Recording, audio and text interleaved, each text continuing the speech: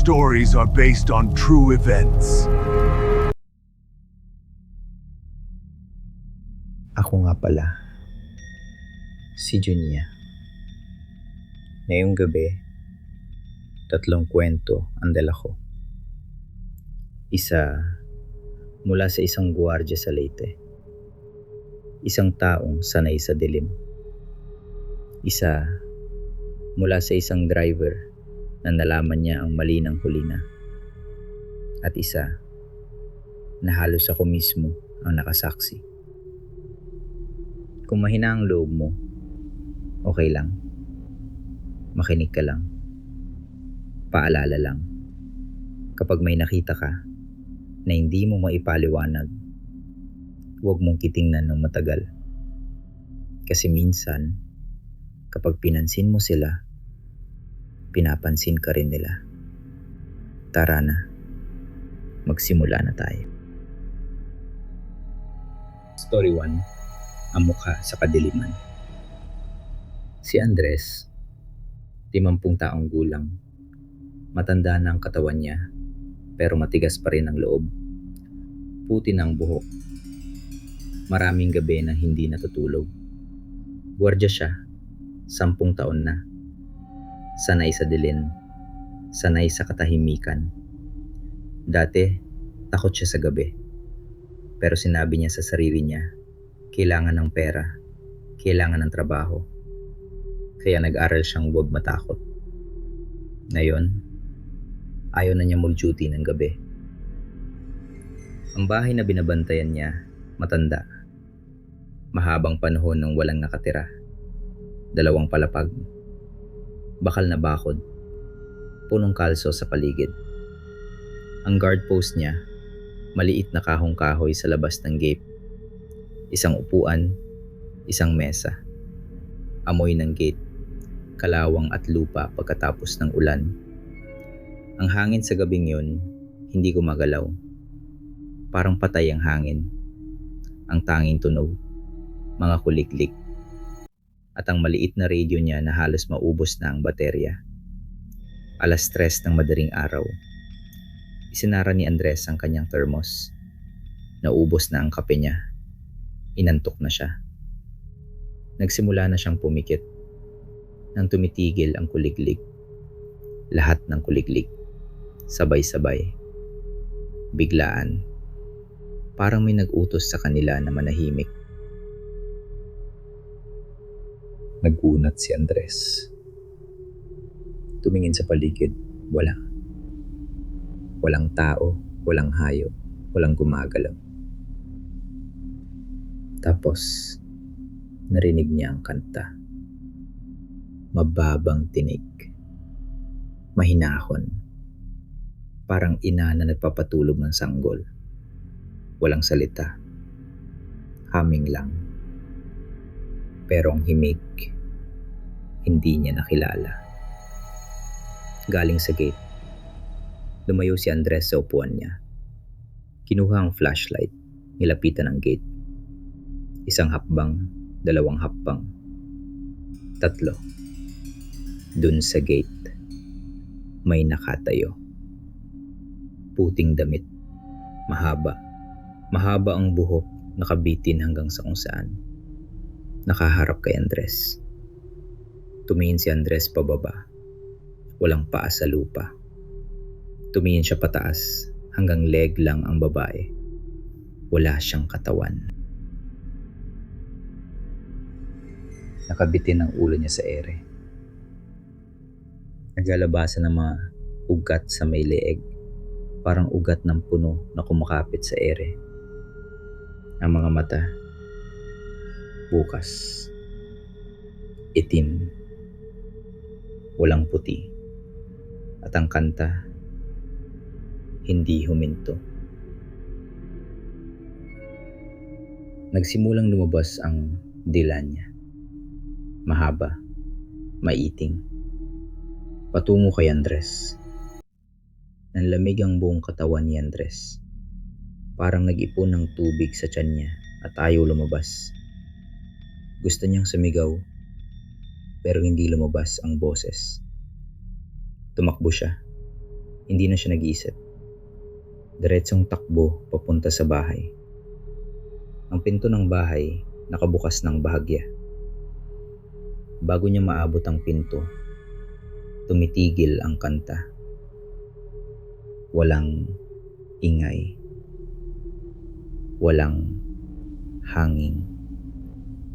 Walang kuliklik. Tapos, narinig niya ang kanta. Muli.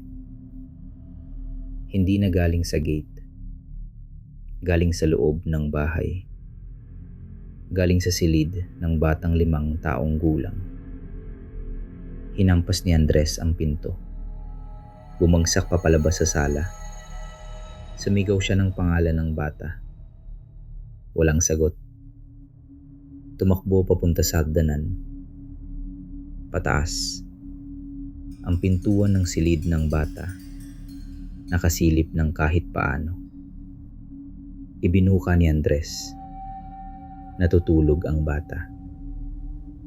Buo. Hindi pa nagigising.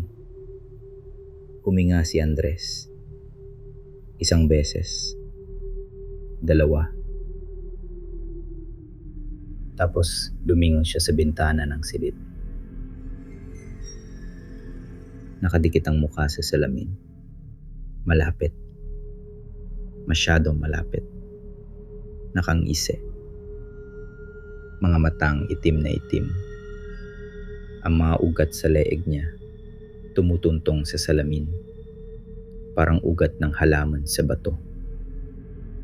At ang kanta, hindi huminto.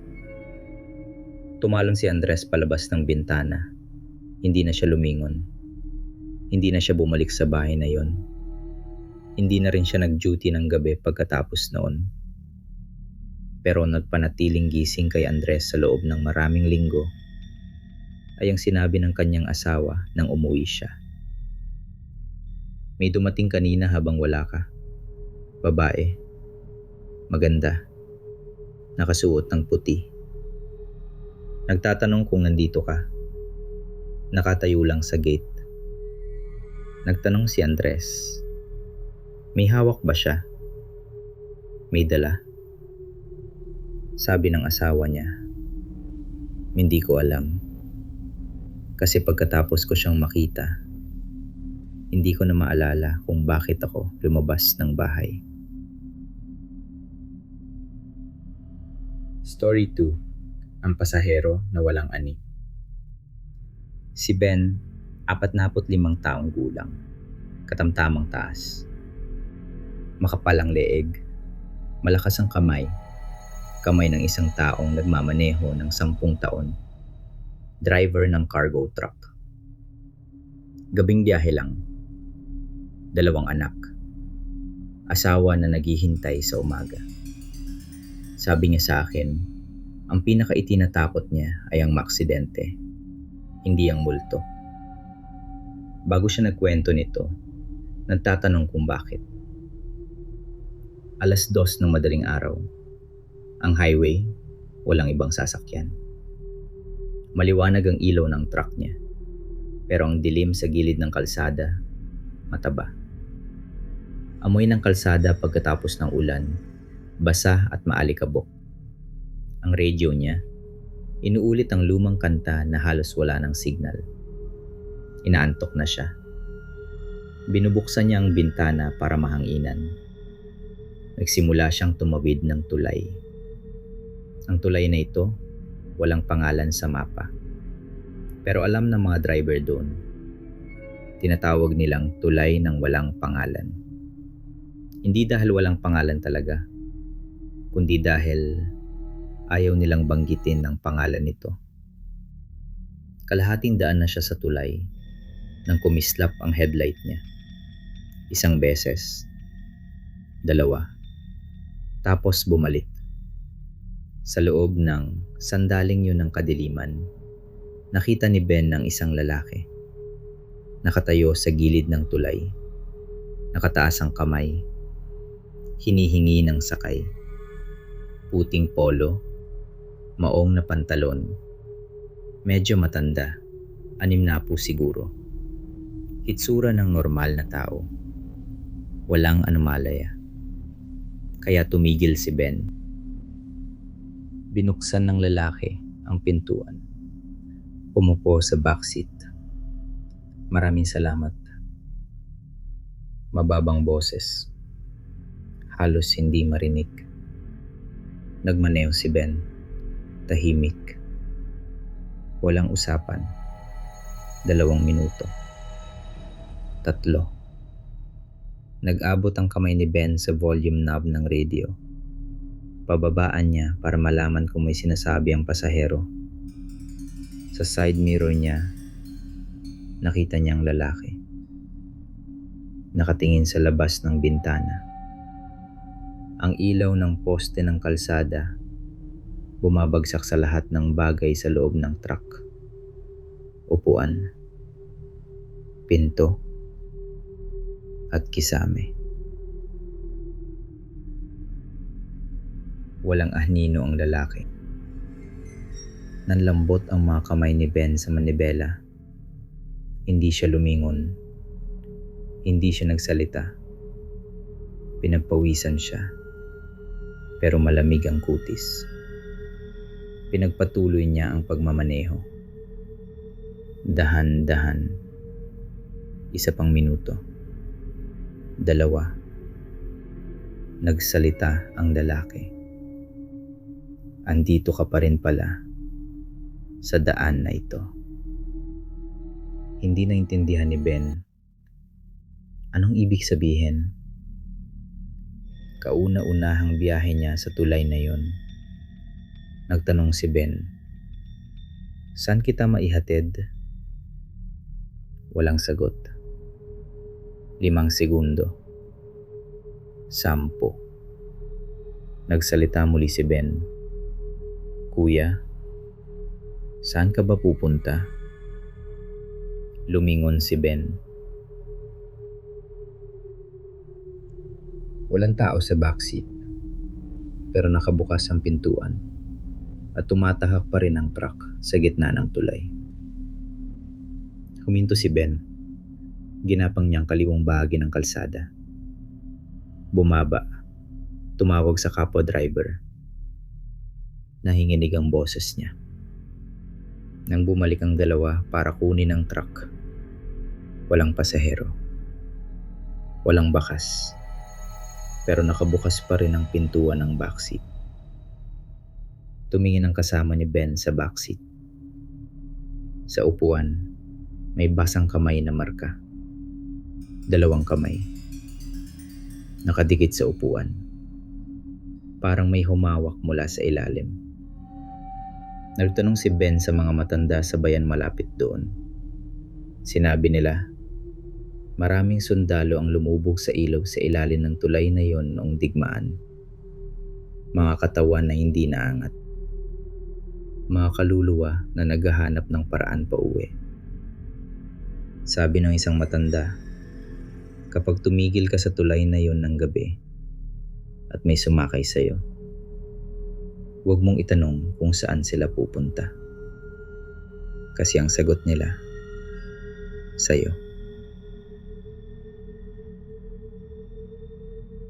Story 3. Ang ika-5 hakbang. 4 sila. Si Romel, 32 taong gulang. Leader ng grupo. Hindi duwag.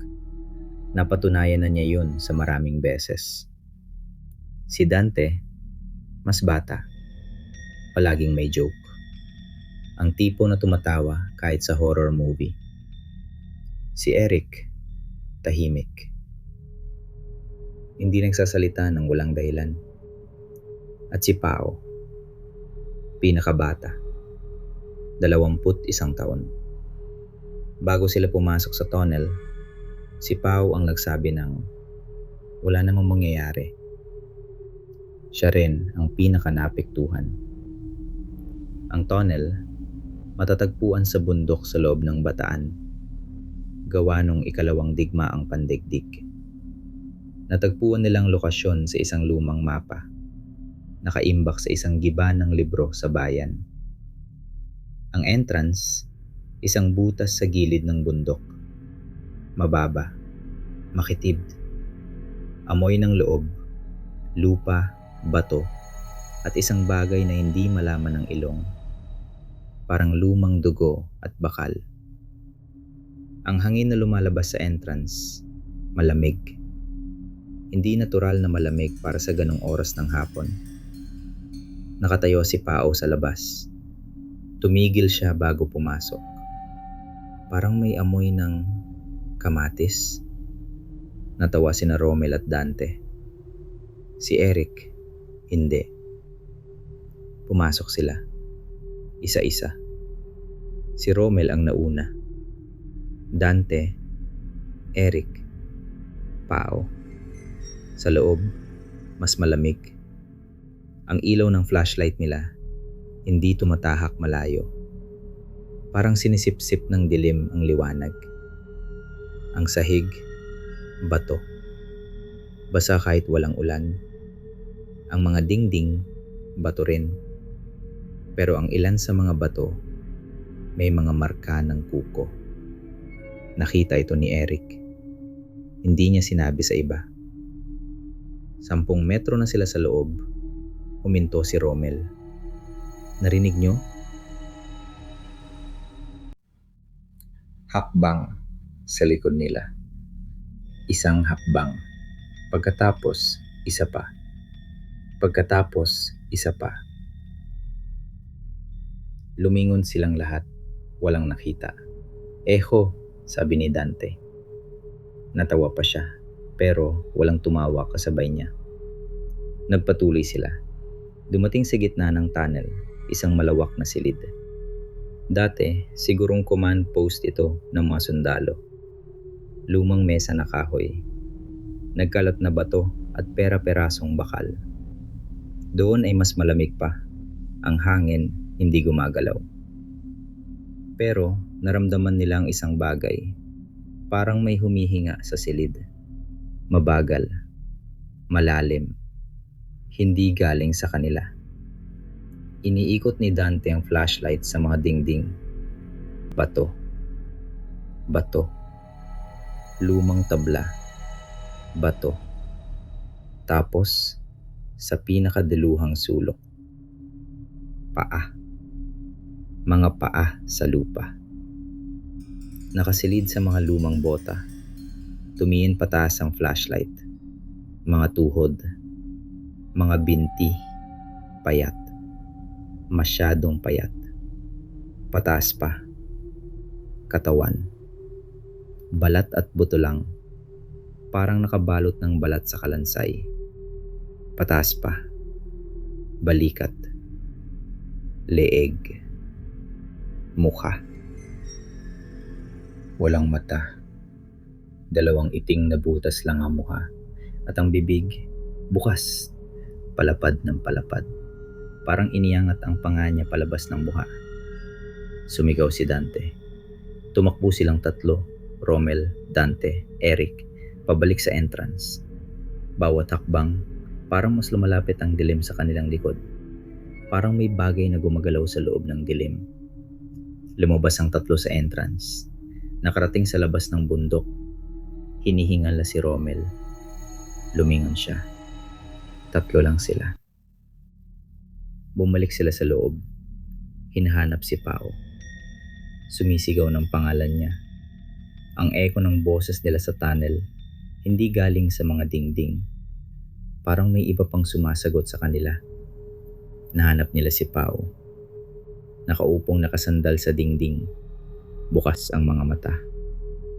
Nakatingin sa gabi. Buhay. Pero walang sagot. Hinawakan ni Romel ang balikat niya. Pao.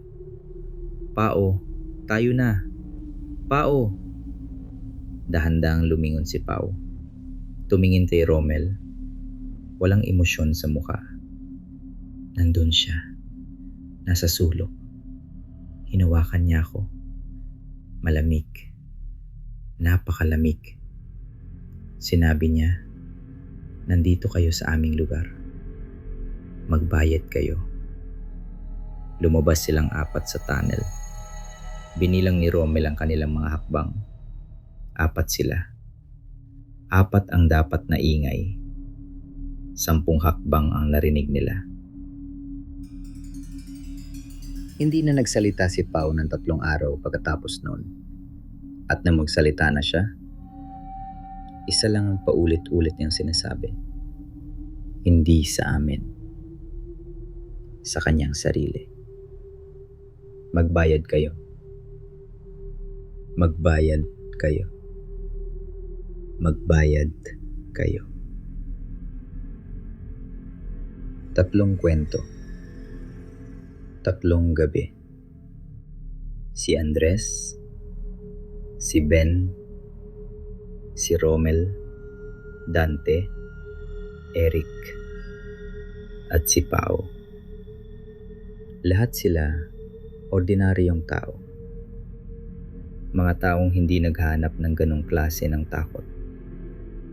Pero minsan, ang takot, ikaw ang hinahanap niya. Kung may kwento kang gusto mong ibahagi, mag-comment ka sa ibaba. Baka ito ang susunod naming kwento. At kung ngayong gabi, may maririnig kang tumatawid ng lagusan sa labas ng inyong bahay, o may kumakanta sa malapit na hindi mo makilalang himig, huwag kang lumabas. Huwag kang tumingala. Magandang gabi.